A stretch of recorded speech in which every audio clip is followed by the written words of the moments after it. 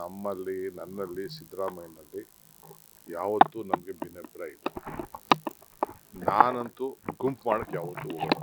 ನಾನು ಇವೆಲ್ಲ ಗಮನಿಸಿರ್ಬೇಕು. ಡೆಲ್ಲಿಗೆ ಹೋಗ್ಬೇಕಾದ್ರೆ ನಾನು ಒಬ್ಬ ಎಮ್.ಎಲ್.ಎ ನನ್ನ ಜೊತೆ ಕರ್ಕೊಂಡು ಹೋಗ್ಬೋದಾಗಿತ್ತು.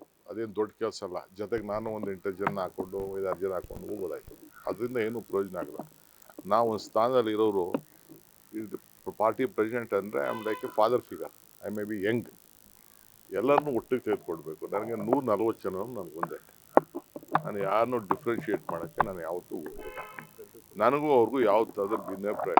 ನಾನು ಯಾರಾದ್ರು ಕುಮಾರಸ್ವಾಮಿ ತಾವು ಕೆಲಸ ಮಾಡೇನೆ ಎಷ್ಟು ನಿಷ್ಠೆಯಿಂದ ಕೆಲಸ ಮಾಡಿದ್ದೀನಿ ಅಂತ ನನ್ನ ಆತ್ಮಸಾಕ್ಷಿ ಗೊತ್ತು, ದೇವ್ರಿಗೆ ಆತ್ಮಸಾಕ್ಷಿ ಗೊತ್ತು. ಕುಮಾರಸ್ವಾಮಿ ಒಪ್ಪದೇ ಇರ್ಬೋದು, ಅದು ಬೇರೆ ವಿಚಾರ.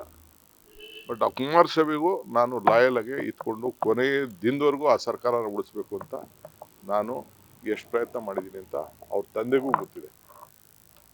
ಆಮೇಲೆ ಏನು ಬೇಕಾದ್ರೆ ಅವ್ರು ಮಾತಾಡ್ಕೊಳ್ಳಿ, ಅವ್ರ ಆಸೆಗೆ ಮಾತಾಡ್ಕೊಳ್ಳಿ, ನಾನು ಅದಕ್ಕೇನು ಬೇಜಾರು ಮಾಡ್ತೀನಿ. ಸೊ ನನ್ನ ಬದುಕು ಆ ರೀತಿ. ನಾನು ಯಾವತ್ತು ಬ್ಯಾಕ್ ಸ್ಟಾಪ್ ಮಾಡೋನಂತೂ ಅಲ್ಲ. ಏನಾದರೂ ಎದುರುಗಡೆನ ಫೈಟ್ ಮಾಡೋಣ.